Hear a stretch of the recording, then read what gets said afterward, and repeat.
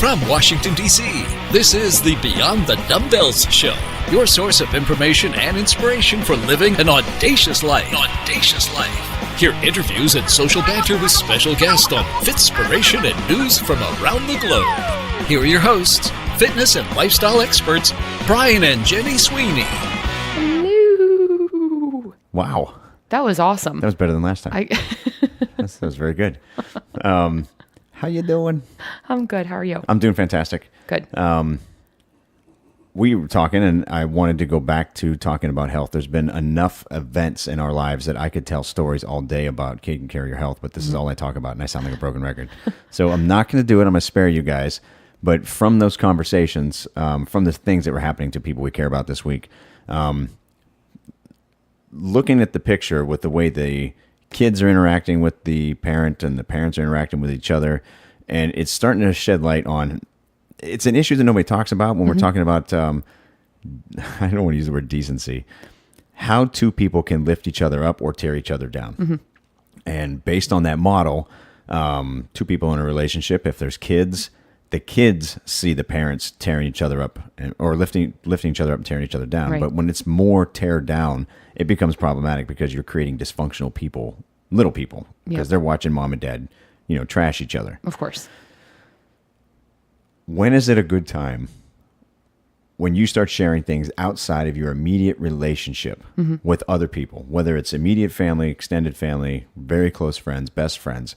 I look at relationships like an onion, and we've talked about this. This analogy is that the core of the onion is the most precious relationship you have. And I'm not talking about your spiritual relationship. That's different. I'm talking that you and your person are the core of that onion. Right. And all the layers above that represent the levels of life. Right. It's your immediate family's in there. Your in-laws are in there. Every one of them's at a layer. So if you start at the outside and start whittling your way down, those layers represent the people that are supposed to protect and love you. Yes. And as you get thinner and thinner and thinner, and that onion gets smaller because you're peeling off all those layers, you get down to the people that you depend on the most, that protect you, love you, and take care of you. Exactly. Now, Protection's a huge piece there. Yes. And when the two people at the center of that onion, I don't have a thing with onions. I don't know where that came from. It's layered. That's where it came from. We're on an onion kick. Onion diet, onion relationship. It's onion everything. The whole model only works when the core is solid.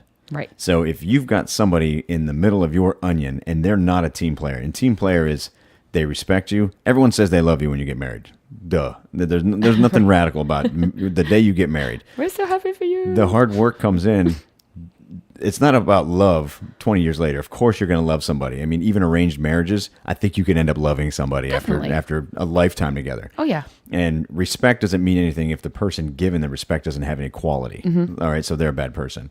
But when you don't have the ability to enrich somebody's life, okay?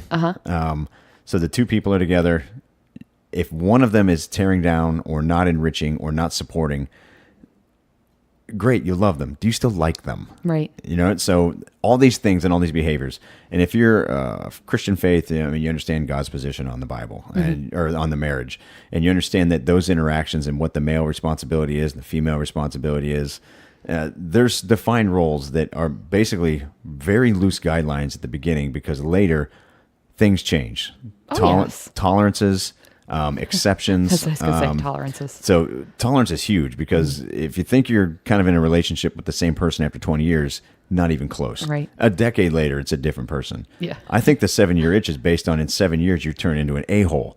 So it's not that the other person's drifting, it's that you turned into a D-bag. So the 7-year itch, it's the 7-year D is what that is. But when you see people operating in a relationship and they don't love and nurture each other, and we've seen this in our family and our friends. Yes. What happens when person A goes to their immediate family to talk about their problems before they go talk to their partner? Oh, it doesn't end well ever. Well, now you've just expanded your small inner onion circle to 3 people. Exactly. And there isn't room for 3. Right. And when you start developing a confidence with someone that's not your person, you break that bond and you've kind of diluted the trust and the connectivity. Exactly. You're married, great. You say you love each other, awesome. And if you like each other, it's a win. But when you have problems and you go to start working out your problems, you have to be able to keep that inward. Right. So what kind of boundaries, or do you have, where have you seen this kind of fall apart with other couples? So what are some of the key indicators that you've seen that, hey, that shouldn't happen? Exactly. Well, a lot of it is that friends bringing in, disagreements that they've had with their spouses, and it's the backstory of why there is an issue now is so big that I think it reveals so much about their relationship that their spouse may not have wanted to share too. Right. That you almost feel like you're breaking. So if it's a girlfriend coming to me, that I'm breaking her husband's trust by listening to the conversation. And it's like, they're vulnerable things that we're talking about. Exactly. And I take a huge issue with, you said it perfectly. If somebody comes and says, I had a disagreement with my husband, and, this is kind of the way we worked it out, have you and Brian ever had this? If he knew there was an issue and they worked it through and they asked, and just to say, this is what I did, what would you do in my situation? You could either say, that's not something I'm comfortable discussing with, or I'm glad you talked to him about it. Mm-hmm. But what bothers me is I'm going to say this to him. I'm going to say that. This is what I'm thinking. And it's like, ooh, did you take that to him? Yeah. So the difference is seeking counsel after the fact. This is how we put the fire out. Yep. What would you guys have done? Exactly. As opposed to, here's my script. This is what I'm going to tell him or her that the way it's going to be. Exactly. And it's especially when it's just one person. So it's the man or woman coming and talking, where it's, if you and I had a disagreement and we told another couple about it, it's not us lathering each other up or putting our own spin on it. We would be like, hey, we had a disagreement. This is the way we talked it through. What do you guys think?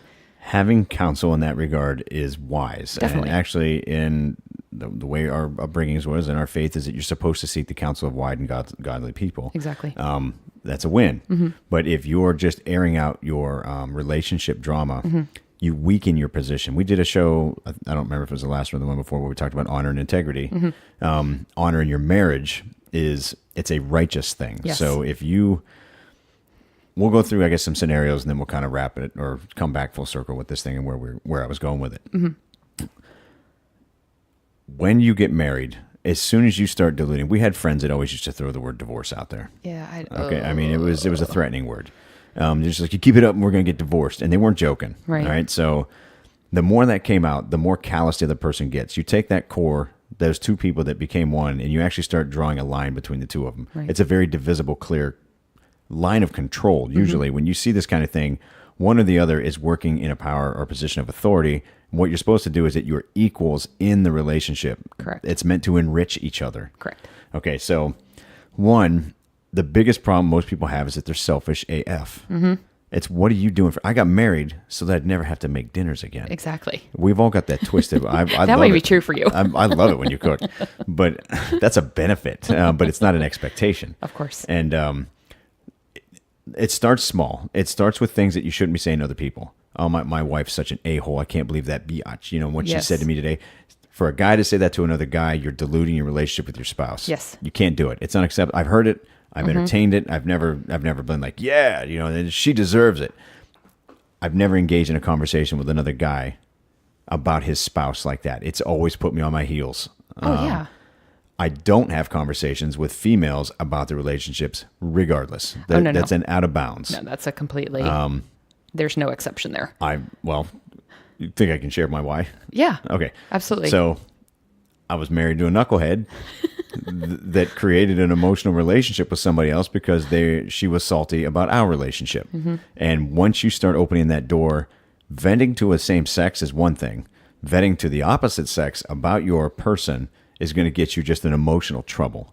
You're opening the doorway to the most important thing. Oh, yeah. It's like, do you understand the intention of the other person is never going to be that you should go and save your marriage. The intention of that other person may very well be, you know what, I've wanted you for myself, and now you've let me in. You've opened the door. So now I'm going to paint your husband as a big a-hole.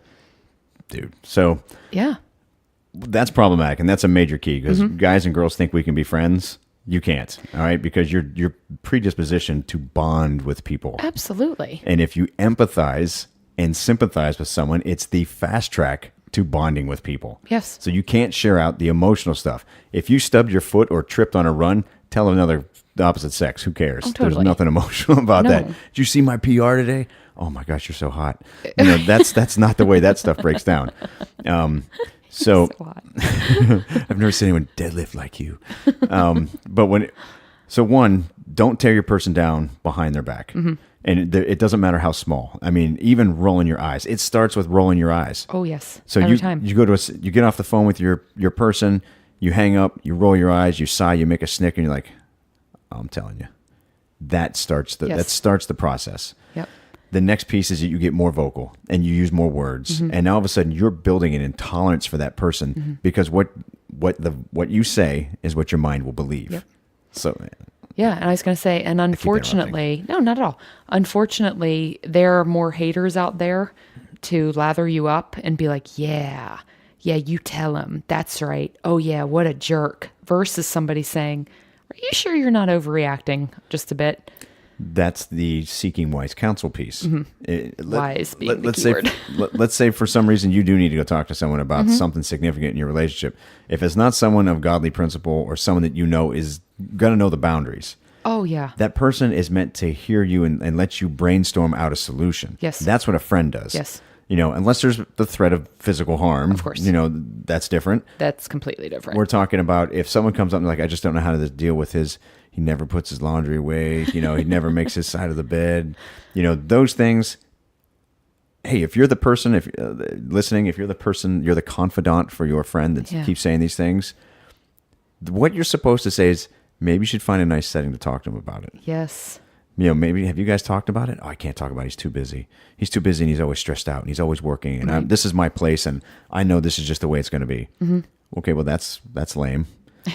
Take a minute to pull them aside, go out to dinner and just say, hey, I've got something on my mind that's been bothering me a little bit. And I want to get your opinion on how we can kind of work through it. Yes, it really isn't that hard. It's not that hard. And when you master this early, your relationship will be solid. Now, we've been married for, don't tell me. Oh, I can't wait. 4. So 15 years. Yeah. We're coming up on 15. We're coming up there. I didn't know how to have a healthy relationship with somebody. Mm-hmm. And for some wacky reason, we figured out the right path and the right way to communicate. There's certain boundaries and guidelines that you put in place right away when the expectations are still moldable. Mm-hmm. But once you go down the road and you've started corrupting those boundaries, it's very difficult to get out of them. Yes. And you will only see that person with angst or anxiety. Absolutely. You almost have to go to a couple's retreat to undo some of the walls that have been put up. Yep. Okay. So I'm going to try to keep circling back because this is an easy topic to drift on. So one, we talked about the layers of an onion. Mm-hmm. We talked about all the people in your life, your job, your school, your friends, your spouse's friends. They all represent the layers. The closer those layers get down into the core, they start to influence you more and more. Mm-hmm. So the people that are closest to you, when their world starts to get rocked, relationships, health, whatever it is, as the people get closer to the core, they start having life difficulties and challenges. You're going to get sucked into more and more and more. Of course. The trick is you can't go stepping out with 2 hands and 2 feet. Step out of your core and go help them. Right. This is the other piece of this. You cannot abandon the integrity of your own relationship for the sake of somebody else's. No. So I'm going to use a really bad example. Let's say a sibling. Mm-hmm. A sibling is married. Marriage is falling apart. For one person to abandon their own relationship to support and care for the sibling that might be struggling a whole bunch. Right. And it's, of course, you love your sibling. You're going to encourage and support the best you can. Mm-hmm. But it's easy in that point to put your spouse or your person second. Absolutely. And then to all of a sudden elevate the status of somebody else to number one. Exactly. This is another piece, is that the 2 people should always be number one in each other's lives. Mm-hmm. It can't be the job. The job is a layer. The job can't come in the center. Exactly. And I'm saying this now and I'm looking at you and I'm like, dude, our gym is in the center. The gym is in the middle of our freaking core. Oh, yeah. It takes over a lot. But I think the important thing is that you can, if you care enough and you like and love your person enough, you should always see when something starts to get in the way, and you should always be able to pull each other back from it. So for like us, it's like, yeah, this, it's been a little bit rough business wise for us, just emotionally. And we can find ourselves talking about it a lot, but it's like, okay, recognize it. And then remember, you had said earlier, it's like, let's grab a cup of coffee before we go on about our day and let's not talk business. So Dude, it's hard. We're surrounded by people that we are emotionally attached to that are going through some really, really crappy things in life. Yeah. They won't, we are great in that we won't let them take over. They're still us. And you have to make sure that there is always you and your person. Well, let me throw another contentious piece in there. Mm-hmm. Your kids. Yeah. We don't have kids, but I'll be damned if my dog is going to get between you and me. Oh, That was supposed to be funny. But where the role of a breeder, I'm going to call you parents breeders. Mm-hmm. The kids are not meant to be a replacement for the spouse. Right. When you do that, it becomes a sperm donor mm-hmm. and not dad, not mm-hmm. husband. And I came from an occupation before we went into fitness where it was all business. It was all business all the time. And I allowed that to influence my personal relationship. So you saw mm-hmm. me dealing with stress and struggle. Yep. And it affected me. If we'd have had kids, it might have been terminal. Yeah, I agree. I mean, because if you had the opportunity to say, look, my husband's a tool right now. He's always drinking. He's always mm-hmm. stressed out. He's always angry. I mean, we drive home. We commuted together. And mm-hmm. the drive home was nothing but a freaking bitch fest for freaking 45 minutes about how much I hated my freaking job. Right. But if there's kids in the mix, the spouse, the one that's not upset at life, is going to start pouring more time and attention into the kids to get away from the other person. Exactly. And now the kids become the center. Exactly. And when the kids are the focus, guess what? You just replaced your circle, your inner circle, with something else. Kids are a layer. They're not the center. Exactly. There's only two in the middle. There's only room for two. Yes. If you squeeze in anything else, your hobbies, your job, your kids, your fitness, mm-hmm. Whatever, go-kart racing. Exactly. But we have a very, very tiny circle of friends who are married with children and are doing it right. Here's the funny thing. Those people are on our most inner layers. Yes. They manage their relationships with their kids separate. Yeah. Just like you said. And it's funny. It's amazing. And we're close to those kids. Yes. And how it's kind of turned into, it's like they've set boundaries. The kids know what the boundaries are. The parents recognize the boundaries. They check. The kids are always trying to break in. Yes. The parents are always pushing them out. Yes. Well, I'd try to do everyone by name, but there's two couples in particular that are amazing parents. Mm-hmm. And we have amazing relationships with their kids. Yeah.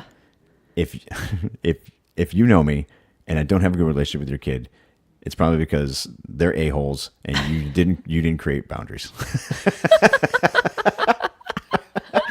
There you go. It's not that I'm against kids. 10 followers down. I'm against the way you raise your kids. No, that's not true either.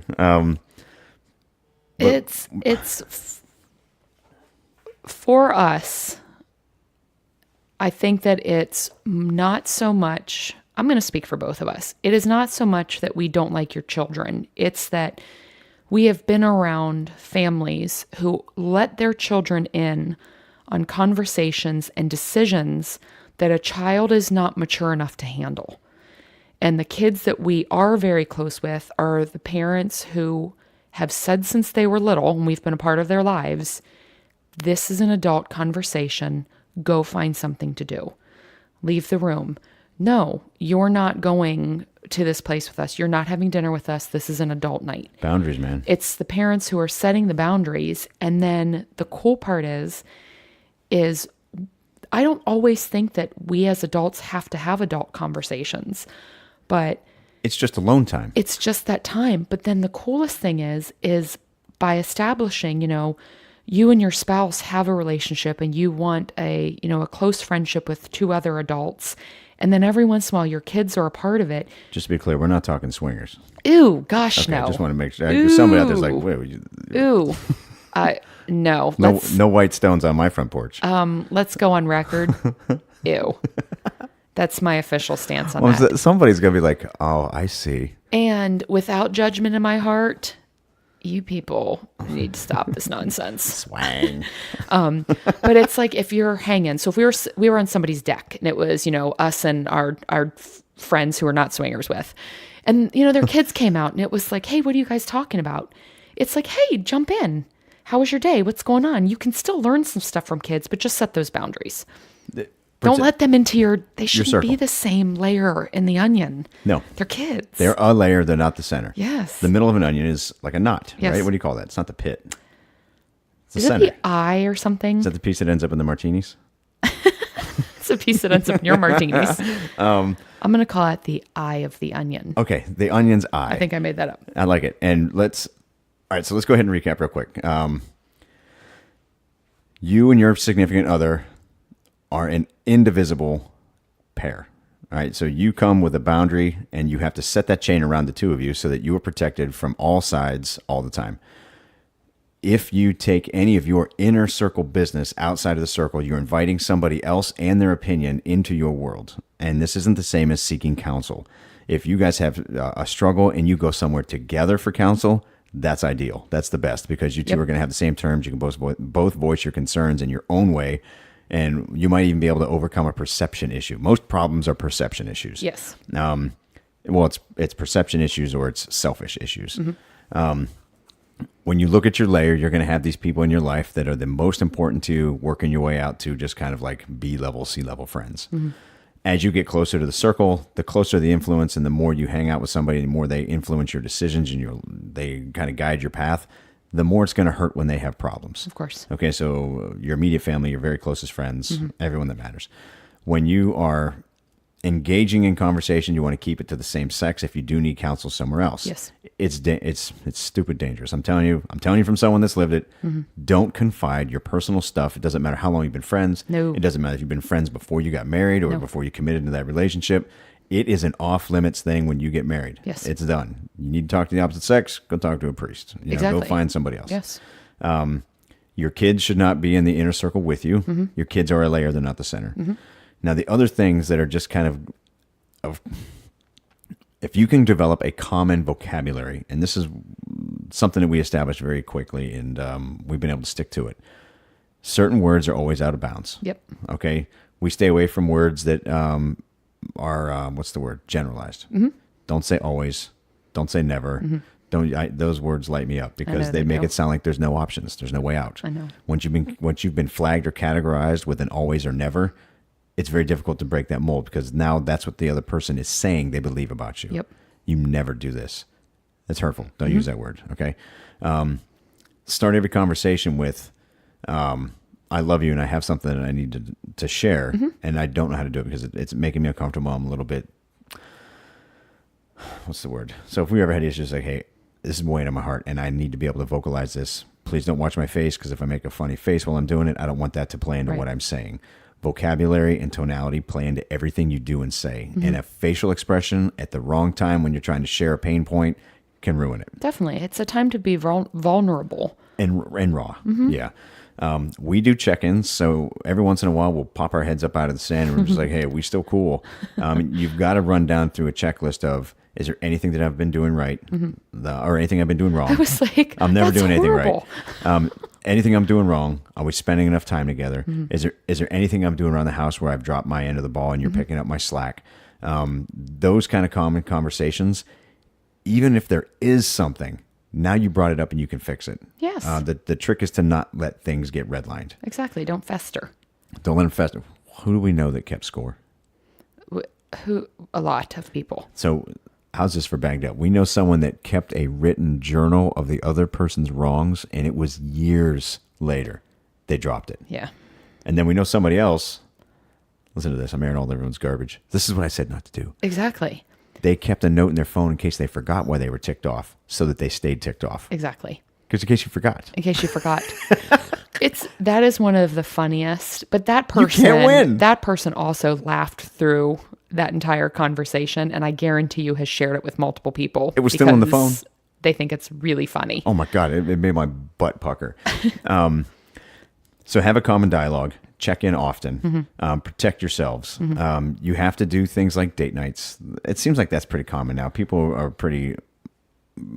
I see more on social media about people taking time for a date night than I ever have. So yeah, I'm so glad. People recognize that the alone time is important. You got to build in the intimacy. Yep. If you have to schedule it, schedule it. Okay. If you're waiting for spontaneity, hey, as you get older in life, spontaneity kind of unfortunately, it goes away. The more focused and driven, the It less does. room there is for It spontaneity. absolutely does. And it sucks. Right. But schedule that, mother. Exactly. Do the deed. Otherwise, you're just roommates. Yep. Don't be roommates. Don't be roommates. And you've got to check in often enough to say, hey, look, it's like I'm living with somebody from college. You know, what you always want to be looking at what makes your relationship special over versus sharing a room with somebody. Exactly. So take the time to be naked. I guess that's trying to come up with a cleverer word, but spend time getting naked. Exactly. What are the big tidbits?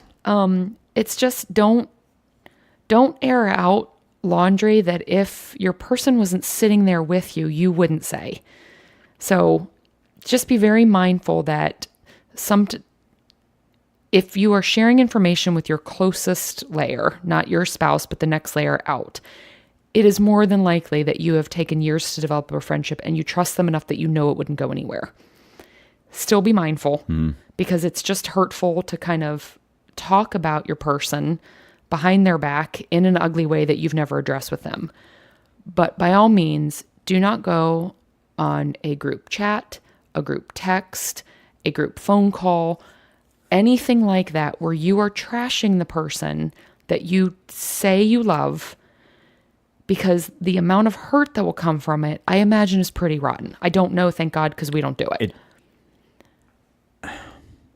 We've seen it, which is why we're talking about it. We're trying to be coy with giving away any info. But when you do that, people are so scummy that when you share strife in your life, people get off on it. I don't care if they are your best friends. People are like, because we're always in a state of compare. We're like, well, I'm better than them. Yes. I'm in a better position than their marriage. like, My marriage is better than their marriage. Right. But once you do that, it creates an energy and a negativity that sticks there, because now that person's going to look at the other person's spouse funny. Exactly. And the worst is they won't know that you told the person. So you could be, let's say it was complaining about, I don't know, we'll say the way you sit. I don't have a problem with the way you sit, by the way. And I'm like, oh my gosh, you see the way you sit? Mansplaining. And then, exactly. And then every time you go, let's say you lean back and you do something funny and they're like, oh, that must be what she means by the way he sits. But they never noticed it before and it's not their place. That's very minor and stupid. But you can see how if you just share these little things, it starts. Or if I was like, every single morning, Brian's got a booger hanging out of his nose, which you don't. But Why'd you bring that up? but you know what I mean? Because we were talking about tell people if they have a booger on one of the shows. But like if I said that, does it negatively affect you? No, but why would you share that detail? Because then is somebody going to always look and be like, oh, wonder if he has something hanging out of his nose? It's stupid and it's immature. So we brought this whole thing up because we've seen people, and we put our whole Sweeney lesson, which wasn't even asked for. So this was free. You're welcome. Free counseling from a divorcee. That's awesome. But we know some people that, and we've seen on the sidelines watching how the other person was dishonored or disrespected just because of what they were sharing, what they said, their body language. And when you do that, you become toxic and no one wants to hang out with you. When you do that and you tear down your other person, the sanctity of a marriage as you get older, and you couldn't have told me this when I was younger, even when we got married, Right. Which I was older. I was 30 when we got married. If you'd have told me then, the richness that develops by spending time and being a selfless person Right. is where you grow. If you are selfish over time, you can subtract every year that you're selfish for 2 years that you're selfless. Know what am I saying? Yeah, you lose 2 years of selfish for 1 year of selfless. Yes. Yeah. Okay. So you will not have a rich and rewarding relationship if you are a what about me type of person. I don't care if your relationship is that you work and that they stay home and take care of the house. It doesn't matter if one of you's like, I'll bring in the No. money, you take care of the chores. No. You've positioned yourself. You're both at a level where if you don't respect each other together, nobody else needs to see you doing it, but each other needs to see it. Yep. Don't tear each other down. Each other has to be first in each other's lives. Keep everybody else out. Don't. I keep saying don't. What do you do? Always uplift. Yes. Always talk about your person in a positive light. All the good things they do. Exactly. And if there's a conversation that you're a part of, don't. A lot of negativity. Bring up the positive things. So if somebody's like, oh, I hate it when my husband, I hate it when my boyfriend, I hate it when my girlfriend, you're like, yeah, I hate it too. If they don't really do it, don't add to the conversation, but instead say, have you told them about it? What's great about them? And it sounds kind of corny, but I think that we could change a lot of relationships for the better if you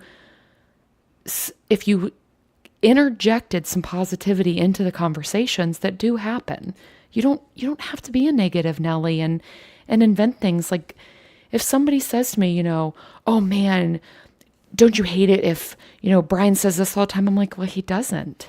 I'm not going to make it up just to be a part of the conversation. I'll be like, I don't actually know what you're talking about. He says this. The more positivity you say about yourself, there's another thing. Maybe you're just a negative person and you like to tear everything down. But the more positivity you say about yourself and the more positivity you say about your person, nothing in the world has changed but your perception. Yep. Everything's the same. We all think that the world's so modern, so new. It's here long after we're gone. It was here long before we got here. Nothing's new. You just have new paint. You've got a new car, you got some new clothes, but there's nothing special except for the small moments that you have. Exactly. And if you can be positive and find something every day to uplift your person, uplift yourself, your relationship will become selfless. Yes. But you keep letting negativity come in and being funky, and it will and sharing it. And the worst part is, I don't agree with divorce. I am divorced, but I don't think that's a real way out. I think it's a terrible way to go because you lose a piece of yourself and you become calloused. Of course. And it's very difficult for that callous to come off later when there's someone that truly wants the full you. Yes. But if you're a disgusting person and you're being disgusting to another human, maybe it's time to look at something else. I mean, that or definitely go for some help. But I don't understand the people that staying together because, I promised God. You also promised God you'd love and respect each other. So you've already blown the promise. So don't, what's going one more thing and just get out of each other's lives and stop hating on each other. But God wanted you to stay together, but you were also supposed to love, respect, honor. There's a whole, everyone's willing to wipe off the top 10. They're like, well, I'm stuck with this guy. Oh no, you've already blown every other promise you made God. What the heck is one more? You think he cares about that one? Just go. Cool. So this is some just insight on how we interact with people and each other. And I think there's a whole lot of love in the world that we could use a whole lot more. Yes. And if you are in somebody's inner circle, if you're a person of influence in another couple's life, let's say we're not even talking to the people at the center of the onion. What'd you call it? The eye. The eye. You're a layer or two out from somebody's eye. This is a weird transcript. What you do and say is going to influence those people that look up to you or depend on you. So even how you conduct your marriage is going to affect somebody that you wouldn't think it would affect. Exactly. Because everyone watches and negativity is contagious.